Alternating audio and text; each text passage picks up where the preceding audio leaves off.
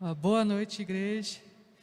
Que Deus esteja abençoando nós durante essa mensagem, que possamos compreender corretamente a palavra de Deus. Para mim é sempre um grande prazer, alegria e honra poder estar conversando com os irmãos aqui, também através da internet, com o pessoal da internet. O tema da mensagem de hoje é ação sem direção leva à perdição. A gente vai ver isso a partir do capítulo 3 do Evangelho de Lucas. Os irmãos que desejam já abrir a Bíblia, Lucas capítulo 3, de 7 até 20. Ação sem direção leva à perdição. O ser humano pode fazer diversas coisas, mas não terá proveito se o que fizer não estiver alinhado com a vontade de Deus. Então, direcione a sua vida para Deus.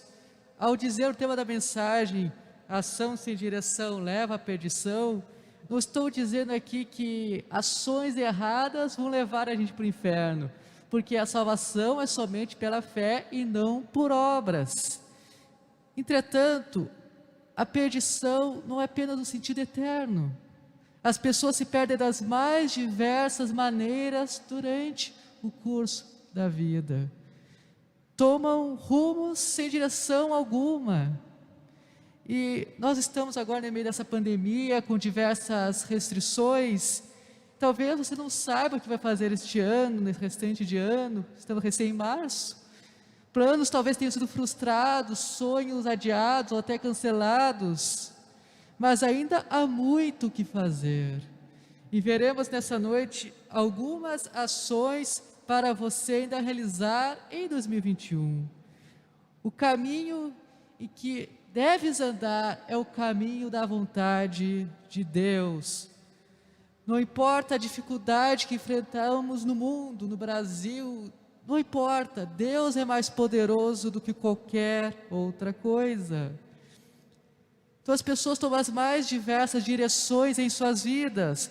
Algumas se afastam completamente da vontade de Deus, enquanto outras procuram Deus em momentos difíceis. Mas meu apelo é que ajuste o seu foco para Deus, direcione sua vida para Deus. Pois de nada adianta ter muita produção, isto é, muitas ações, atitudes, escolhas, se não estiver no caminho que agrada a Deus. O Evangelho de Lucas foi escrito pelo evangelista Lucas, que é autor de livro de Atos também. O Evangelho de Lucas, uma leitura mais cuidadosa, nos revela propósitos apologéticos e evangelísticos. Por exemplo, ele apresenta Jesus como cumprimento de profecias do Antigo Testamento, apresenta Jesus que não veio somente para os judeus, mas para os gentios também, ou seja, ele veio salvar toda a humanidade. Vamos estar lendo então Lucas, capítulo 3, os versículos 7 até o 20.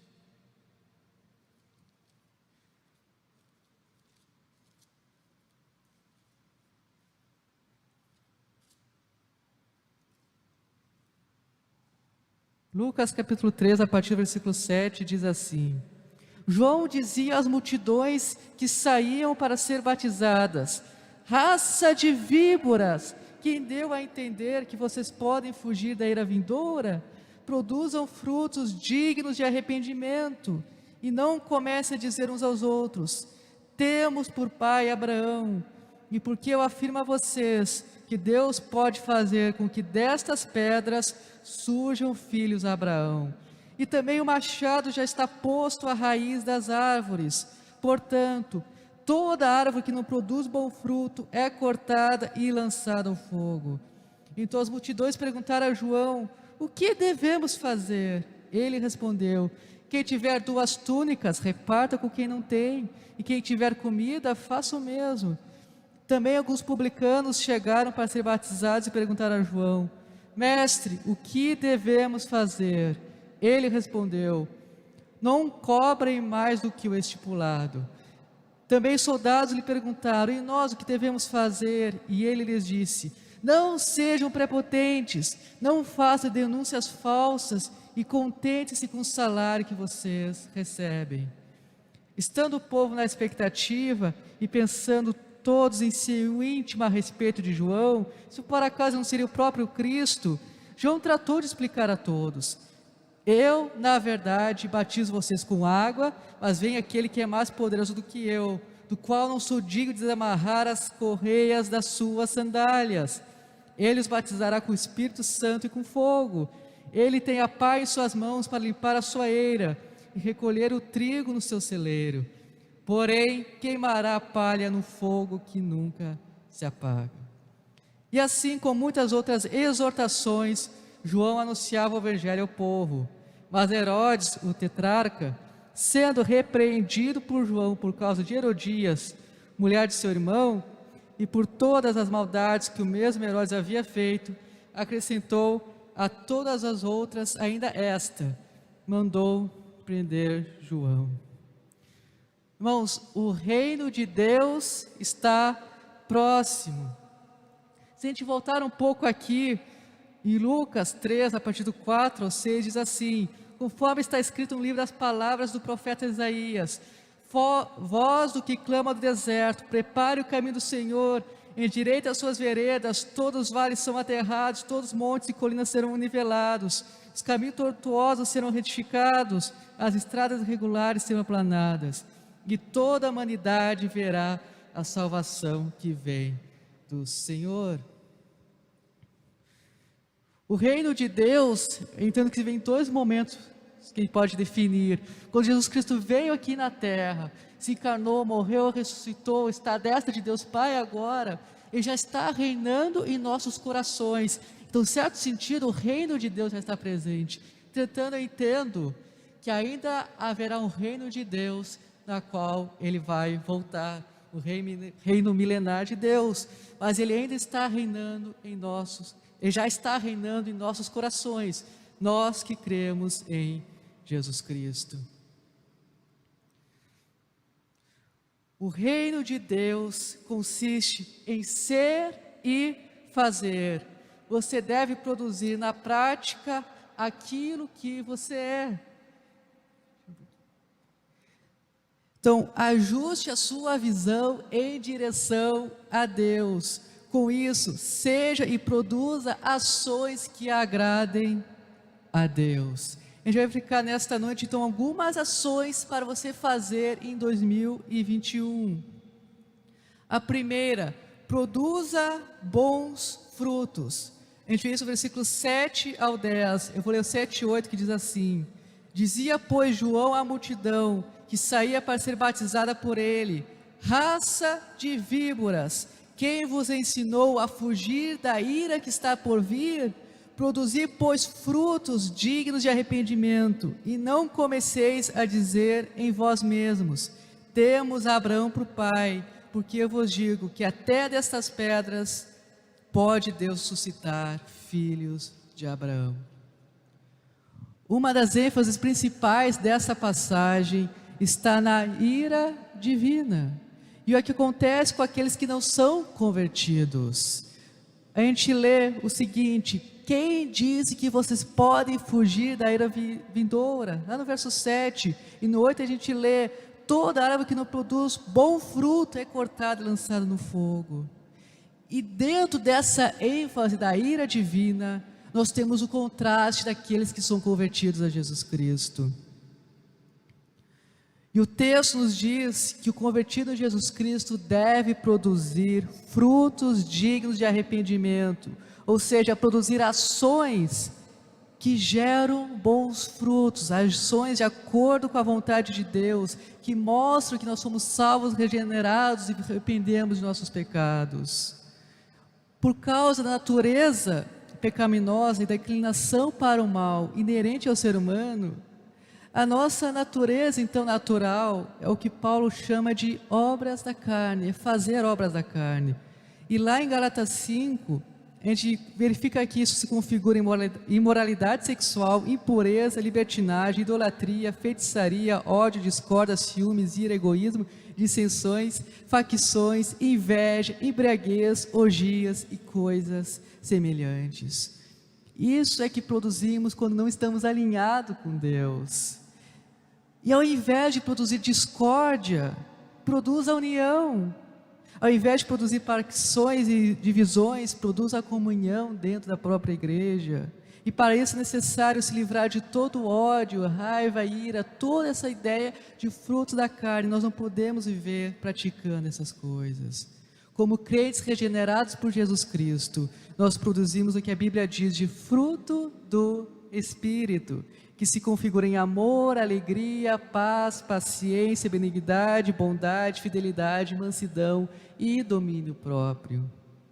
Como igreja, isso só vai avançar se trabalharmos juntos, se tivermos esse fruto do Espírito na prática, buscando então produzir boas obras juntos, alinhando o pensamento de sermos um em Jesus Cristo. Então a primeira atitude é produza frutos, produza bons frutos. Segunda, produza solidariedade. A segunda ação para 2021, produza solidariedade. No verso 11 a gente lê: João respondia: quem tem 2 túnicas, reparta com quem não tem nenhuma, e quem tem comida, faça o mesmo. Era comum naquele tempo, lá do primeiro século, eles usarem 2 túnicas, ou uma capa por cima da túnica, como a gente lê lá em Lucas 6:29, que diz assim: ao que lhe bate numa face, ofereça também a outra, e ao que lhe tirar a capa, deixe que leve também a túnica.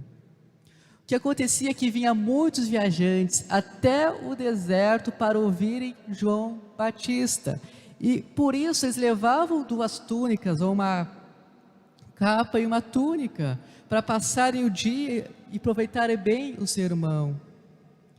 Mas muitos pobres havia naquela época, necessitados, que não tinham túnica nenhuma.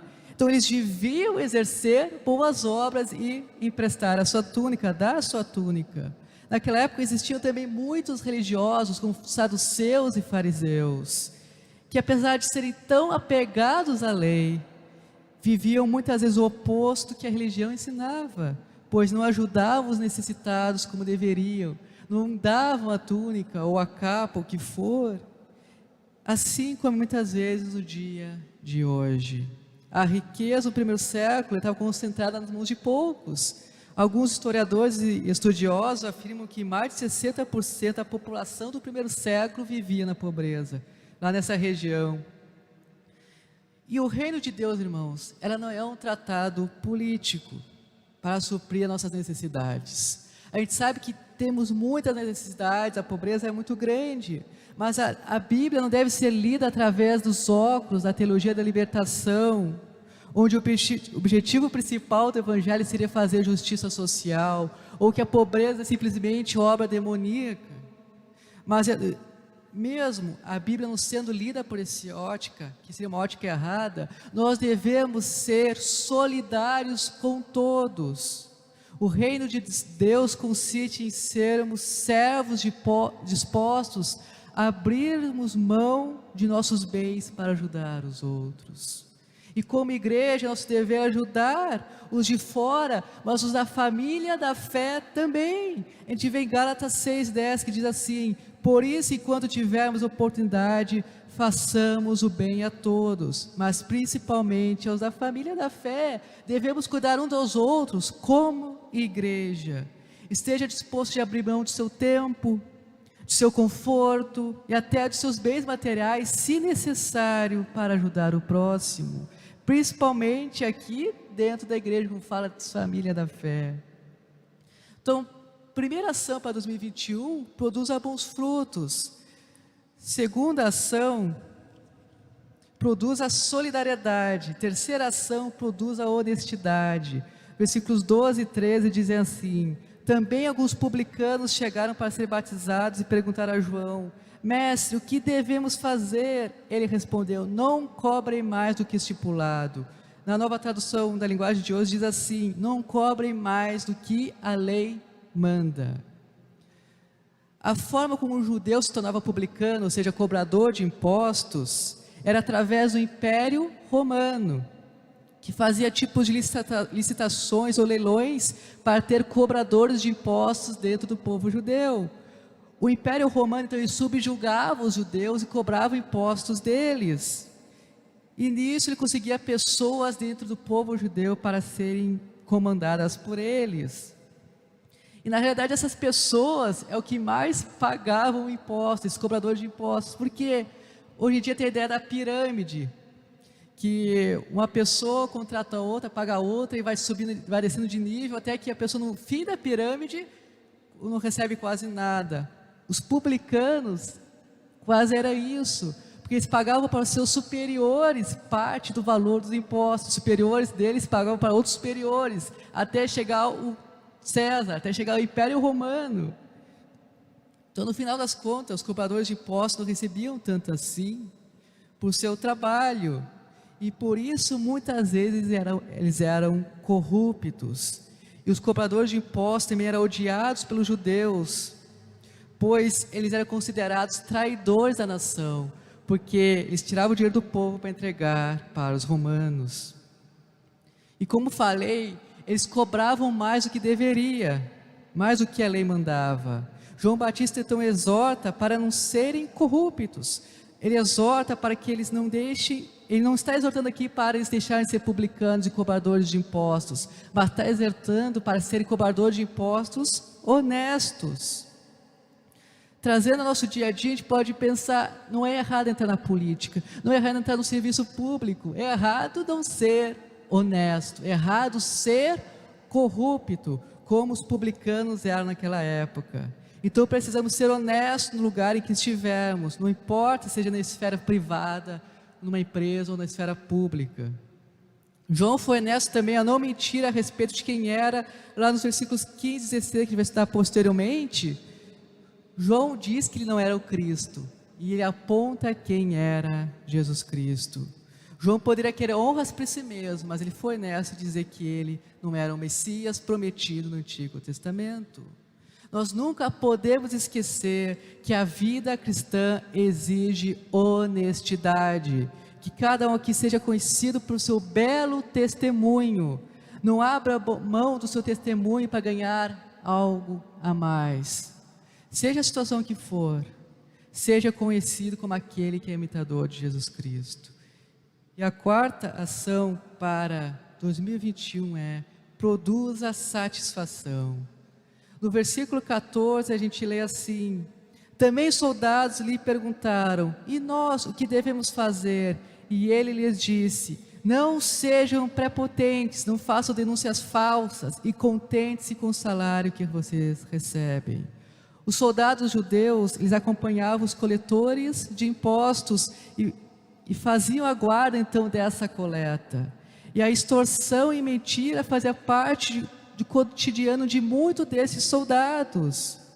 Por isso João disse: não sejam prepotentes, não façam denúncias falsas.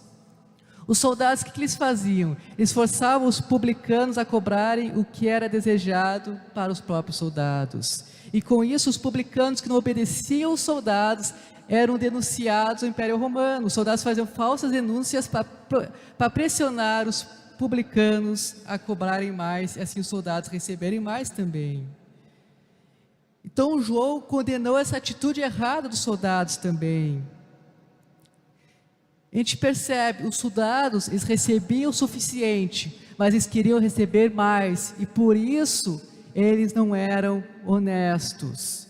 E quantas vezes nós também não nos contentamos com o que temos, não nos satisfazemos com o que temos. A Bíblia diz que aquilo era suficiente para os soldados, mas eles queriam mais. Muitas vezes nós somos assim, egoístas, e não contentamos com aquilo que Deus nos deu. Deus deve produzir satisfação em nós e devemos alegrar nele, com aquilo que ele nos deu. Muitas vezes as pessoas pensam que a casa do vizinho é sempre melhor, o trabalho do vizinho é sempre melhor, ou até a igreja do vizinho é melhor. Mas esteja alegre e satisfeito com aquilo que Deus lhe deu. Trabalhe onde Deus lhe colocou. Você será cada vez mais abençoado e abençoará cada vez mais os outros, se contentar e trabalhar no lugar onde Deus lhe colocou. A quinta atitude para 2021 é: produza discípulos. A gente vê isso nos versículos 15 ao 18. No verso 15, Lucas, que é o autor do Evangelho, ele começa um novo parágrafo, ele começa uma nova ideia, não tratando mais a respeito de corrupção, ou de honestidade, ou de satisfação, mas Lucas agora trata do pensamento que o povo tinha a respeito de João Batista. A gente lê o seguinte: e pensando todos em seu íntimo a respeito de João, se por acaso ele não era o próprio Cristo. Aí então, a partir de 16, João trata de explicar que ele não é Cristo. O povo estava achando que ele é Cristo, e João então explica: não, eu não sou Cristo.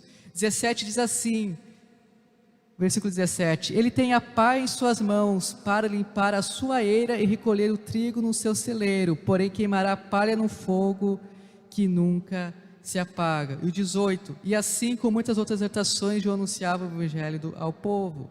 No verso 17 está se referindo a Jesus Cristo, quem Jesus Cristo de fato é.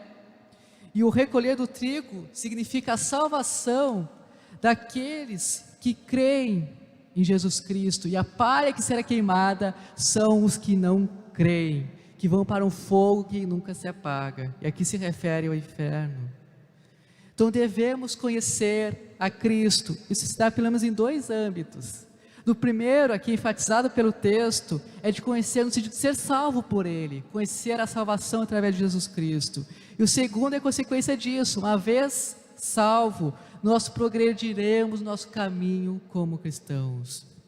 No verso 18, temos o ensinamento do que devemos fazer agora que conhecemos a Jesus Cristo, que eu gostaria de enfatizar agora, que nós devemos anunciar o Evangelho ao povo, nós devemos produzir discípulos de Jesus Cristo, pois conhecer a Cristo e fazer discípulos também consiste em conhecer a vontade de Deus em salvar a humanidade.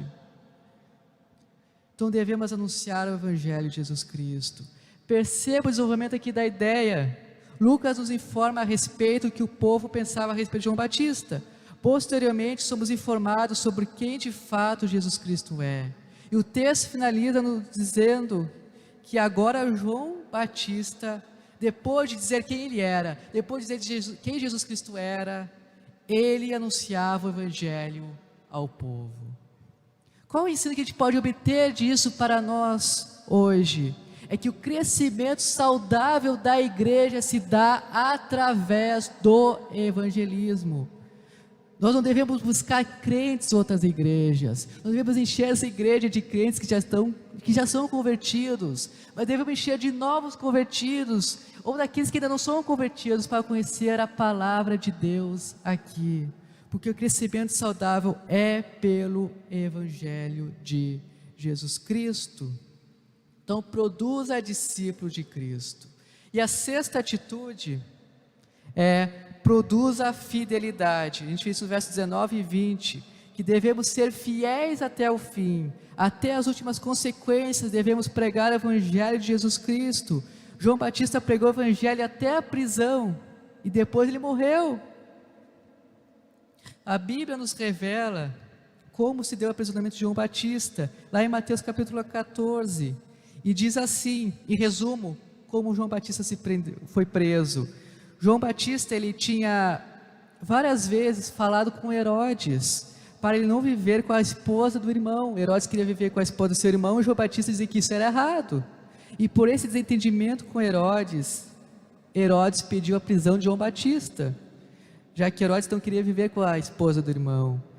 Aí no dia do aniversário de Herodes, a filha de Herodias dançou para ele e para os convidados que estavam lá, e a moça, persuadida por sua mãe, pediu a cabeça de João Batista num prato. Então João Batista foi decapitado.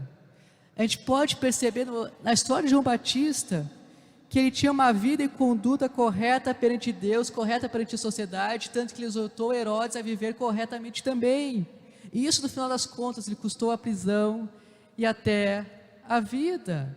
João sabia onde ele podia, as consequências dos seus atos, e sabia que podia levar até a morte, mas mesmo assim ele foi fiel a Jesus Cristo até o fim. O nosso compromisso com Deus deve ser maior do que qualquer outra coisa, e devemos espelhar a nossa vida em João Batista também, que cada um que possa compreender que precisamos ser fiéis até o fim, fazendo discípulos e pregando o Evangelho de Jesus Cristo. Concluindo, o reino de Deus está próximo, Jesus Cristo vai voltar. O reino de Deus consiste em ser e fazer. Então a gente deve produzir na prática aquilo que nós somos. E o que nós somos? Somos filhos de Deus, então devemos ter atitudes conforme a isso. Não podemos ficar numa zona de conforto, precisamos tomar atitudes. Eu gosto bastante do exemplo de Stephen Hawking. Ele é um cientista britânico que morreu em 2018. Ele foi diagnosticado com esclerose lateral amiotrófica, que mata geralmente as pessoas em 3 a 4 anos. Ele tinha 21 anos quando foi diagnosticado com isso.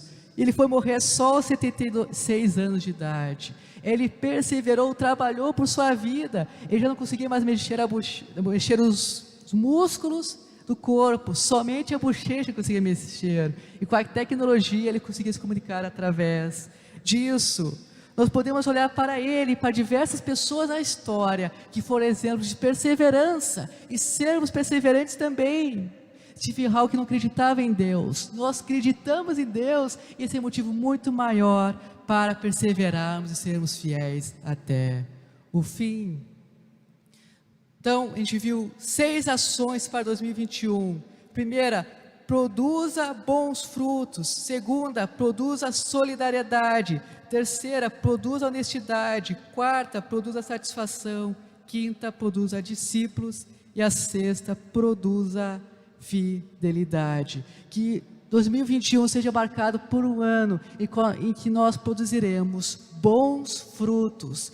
Seremos reconhecidos pelo fruto do Espírito produzido por nós. Vamos estar orando? Ó Pai, muito obrigado por esse momento que temos aqui de culto. Te peço que esteja com essa igreja, que possamos cada vez agir conforme a sua vontade. Esteja abençoando esta igreja neste período de restrição em que não poderemos realizar os cultos presenciais. Em nome de Jesus. Amém.